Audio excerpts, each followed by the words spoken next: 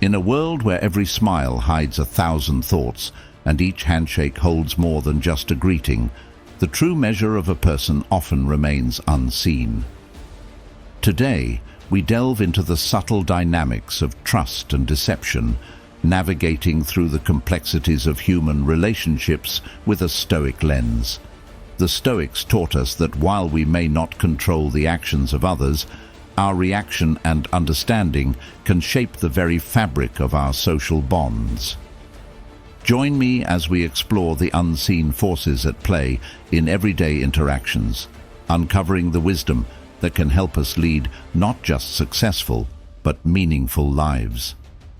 Stay tuned as we dissect these nuances, ensuring that by the end, you'll walk away better equipped to face the world not just with caution, but with enlightened discernment.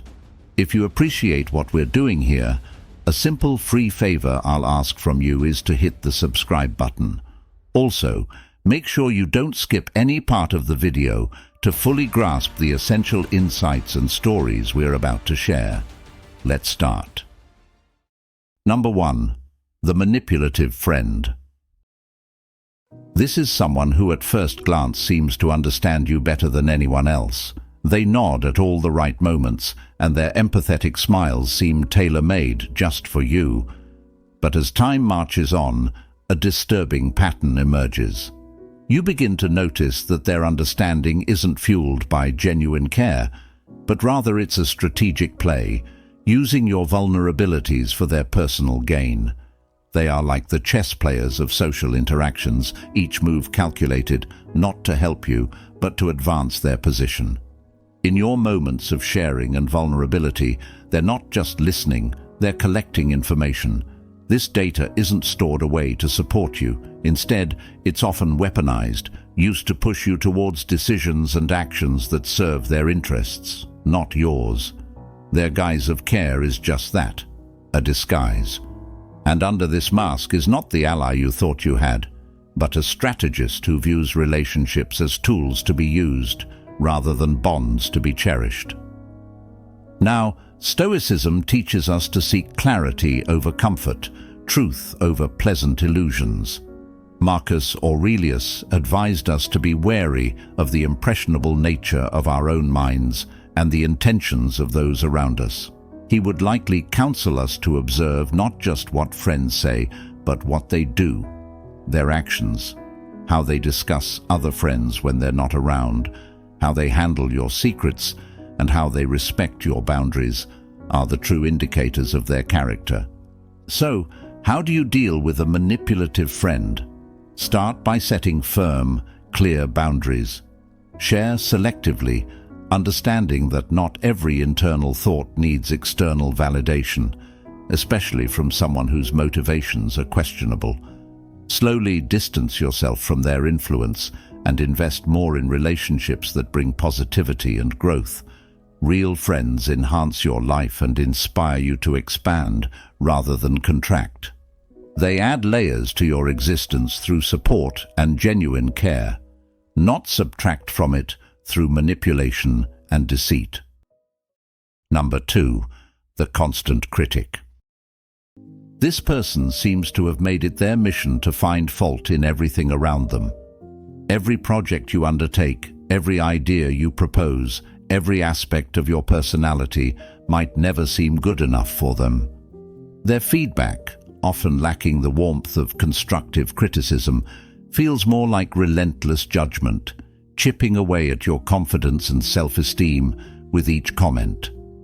The constant critic often operates under the guise of just being honest or helping you improve, but there's a fine line between helpful criticism and discouraging nitpicking. Their relentless critiques can create a toxic environment where instead of growing, you find yourself guarding every action, every word, for fear of criticism. This can stifle creativity and initiative, making you doubt your abilities and value. Marcus Aurelius once said, "Reject your sense of injury, and the injury itself disappears."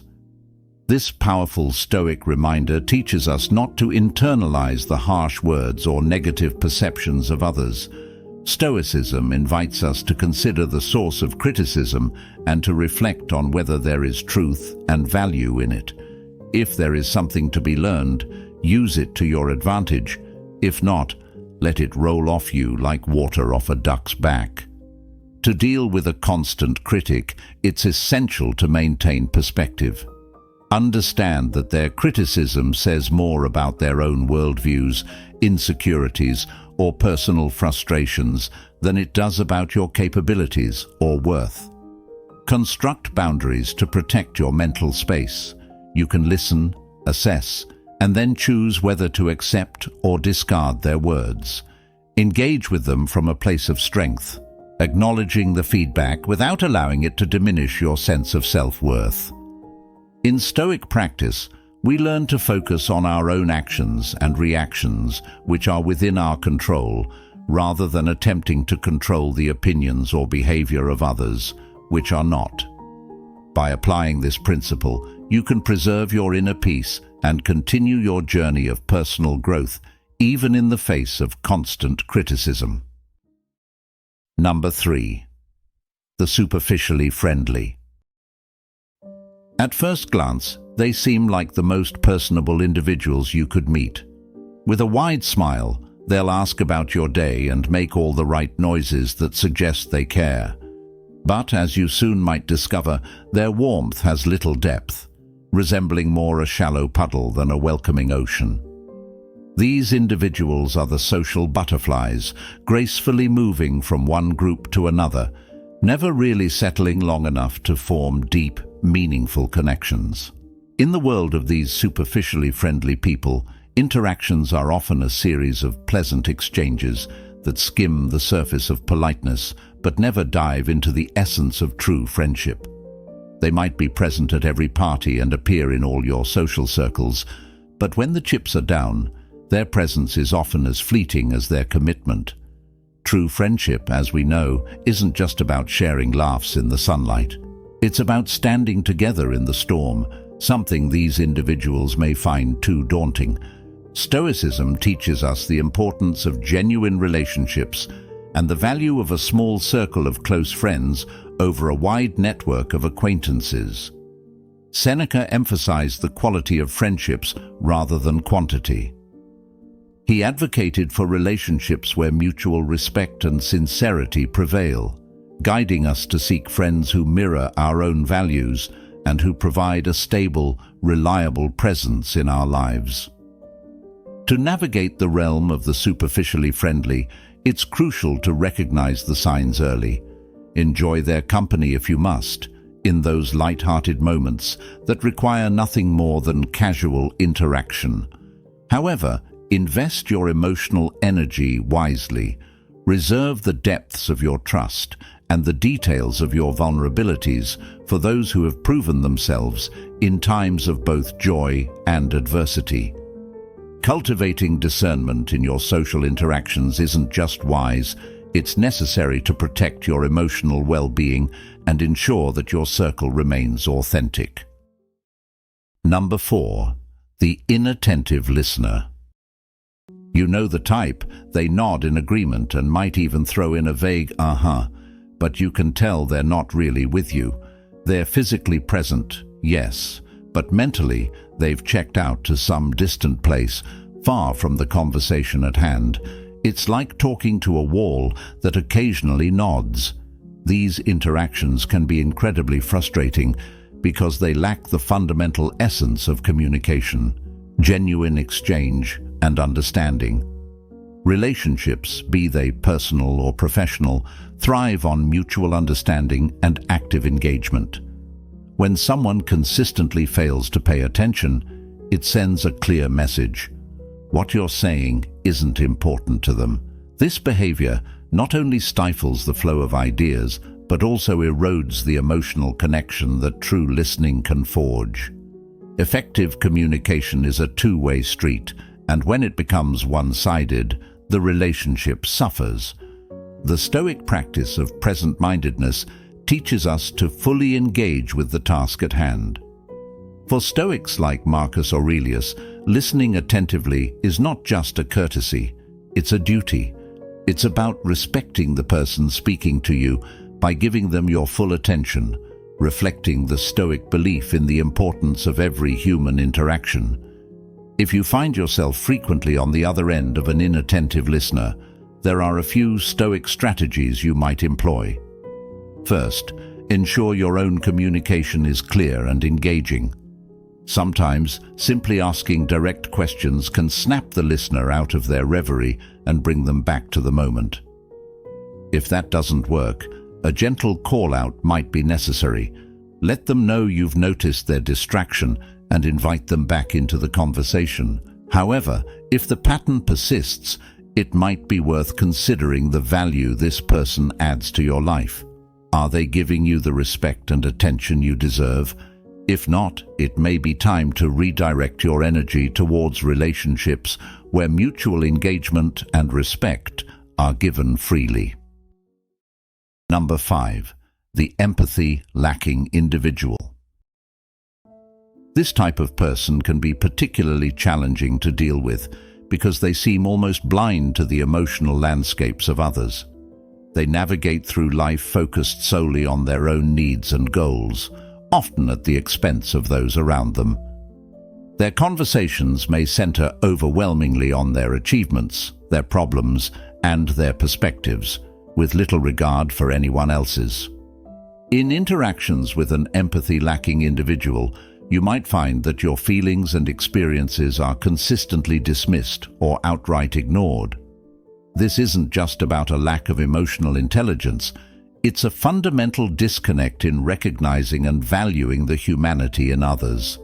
Such individuals often leave a trail of bruised relationships behind them, puzzled as to why their interactions are fraught with conflicts and misunderstandings. Stoicism offers a profound remedy to this mindset. It teaches us the importance of looking beyond ourselves and understanding that the human experience is interconnected. Stoics like Epictetus emphasized the role of empathy in human ethics.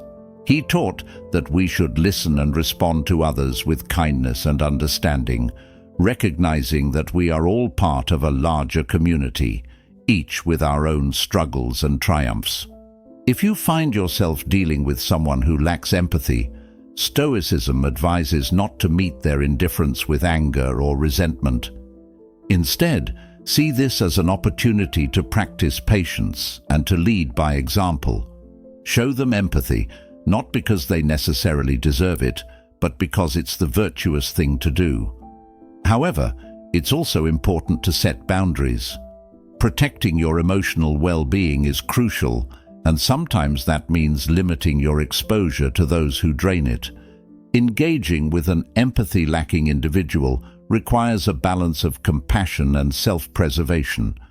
While you can attempt to model empathetic behavior, you must also recognize when to step back and not allow their self-centeredness to impact your peace.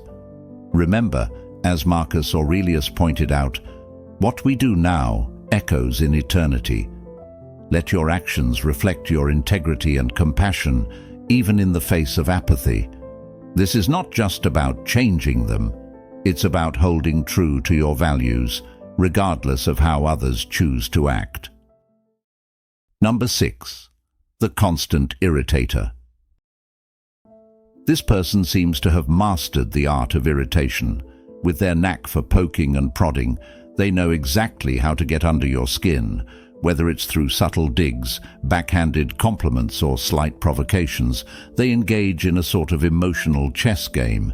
Their goal: to unsettle you, to knock you off balance for their amusement or advantage. The constant irritator thrives on the reaction they can elicit from you. Each annoyed glance, each sigh of frustration is a win for them, a testament to their ability to manipulate the emotional currents around them.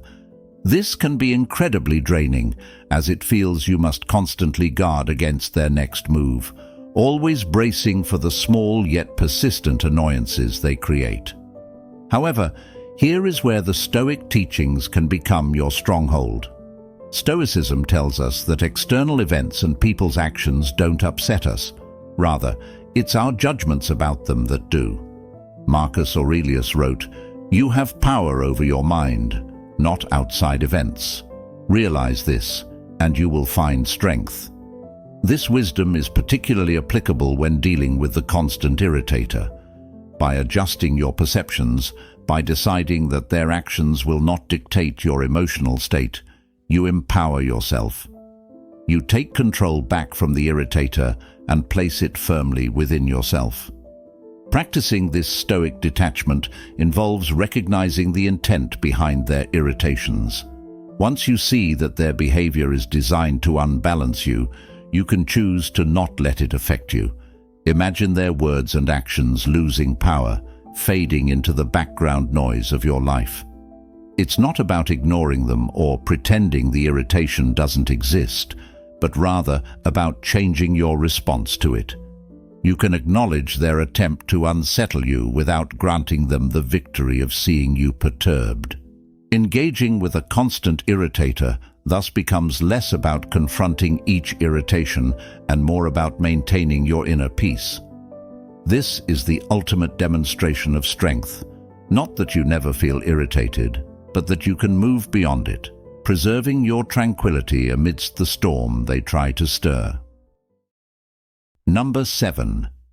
The eternal victim.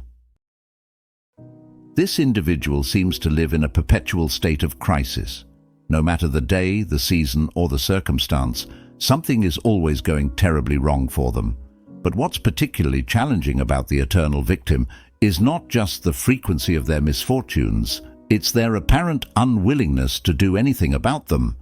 They seem to thrive on the sympathy and attention their woes attract, using their endless stream of problems as a tool to draw others in and keep them close. The eternal victim's tales of woe can be emotionally draining. You might find yourself constantly pulled into their dramas, spending energy and time trying to help solve problems that, mysteriously, never seem to get resolved.